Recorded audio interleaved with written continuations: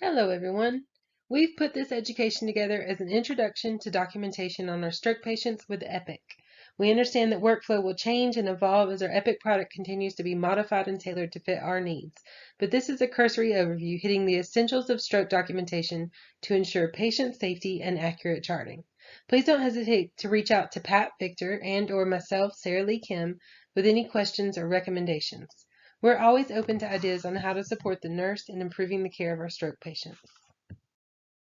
So starting at the beginning with the assessment. When documenting your shift assessment on a stroke patient, be sure to include a neuro assessment.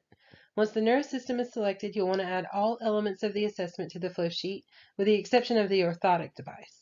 This can be added as applicable. Make sure that you include level of consciousness, cognition, speech, pupillary assessment, grip, strength, and sensation assessments.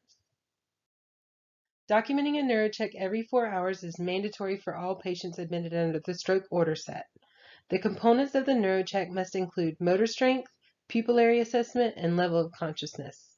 When caring for a stroke patient, please ensure that your neurochecks are tasking every 4 hours to prompt your assessment and charting. Here we'll talk about documenting the dysphagia screen. Per the stroke order set, patients will be made NPO automatically until cleared by a passing screen.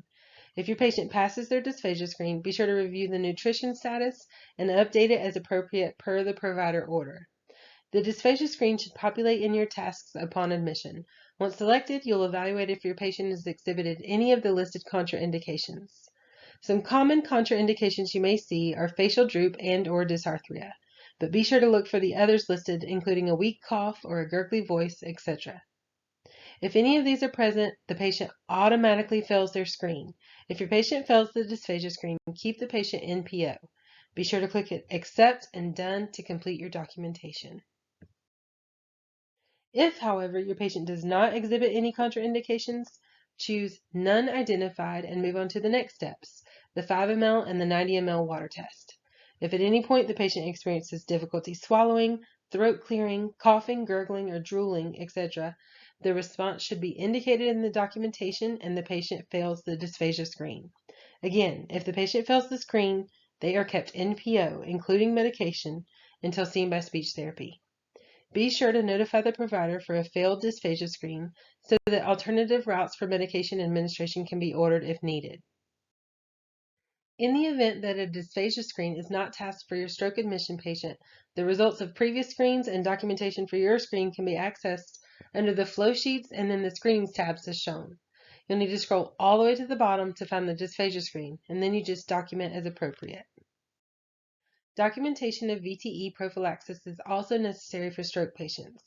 You can find this documentation under the Flow Sheets tab and then the Daily Cares Safety tab. You have to scroll down to the Mobility section and find the anti-embolism devices.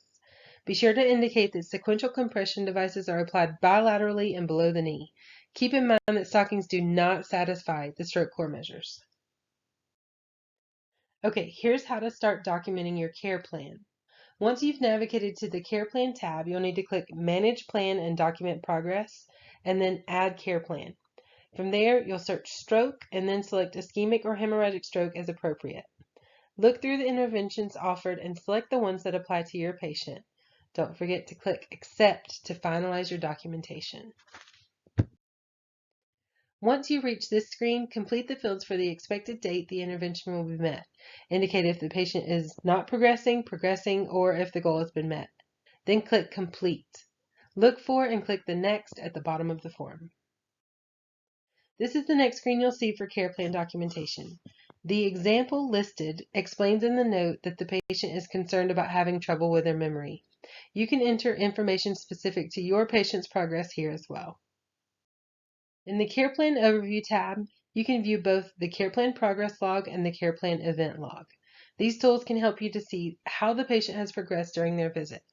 Be sure to include a stroke-related care plan for all of your stroke patients. Okay, so we've documented our assessment, our neurochecks, our dysphagia screen, and our care plan. Now let's look at documenting stroke education. As I'm sure you know, we start in the Education tab and then select Add Title. Search stroke and choose the education applicable to your patient, such as stroke ischemic education. Look at your education topics and pick those that you will review with your patient.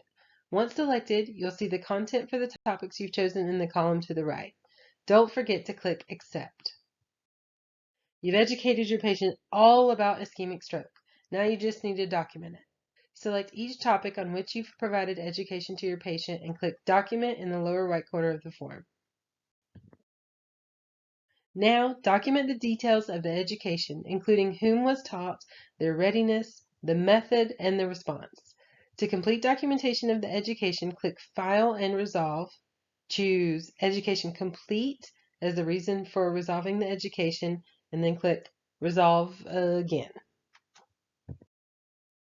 Okay, last topic, I promise. How do we document in the event of an in-house code stroke? We use the stroke narrator. First, you'll need to add the stroke narrator to your tabs. To do that, you'll need to wrench it in. Click the wrench to the right of your tabs, find stroke in the occasionally used items section, and drag it over to your workspace. As always, click Accept. The stroke tab should now populate your workspace and be easily accessible. To initiate documentation in the event of an in-house code stroke, navigate to the Stroke tab and find Stroke Documentation Start. Once started, you can then choose from the pre-provided options in the column to the right to indicate the course of events of the code. You can enter vital signs, the NIH score, when the telestroke was completed, what time the patient was sent to CT, and more. Once the code stroke is completed, you must end the documentation by clicking Stroke Documentation End under either the ischemic or hemorrhagic section. This will conclude the code stroke documentation. Okay, everyone, that's the essentials of covering your basics when documenting on your stroke patients. Remember, with all stroke admissions, always complete and document your dysphagia screen before allowing your patient to consume anything by mouth. For any questions, concerns, or recommendations caring for your stroke patients, please reach out to Pat Victor, Sarah Lee Kim, your unit educator, or your CNS. Take care, everyone. You're doing amazing work.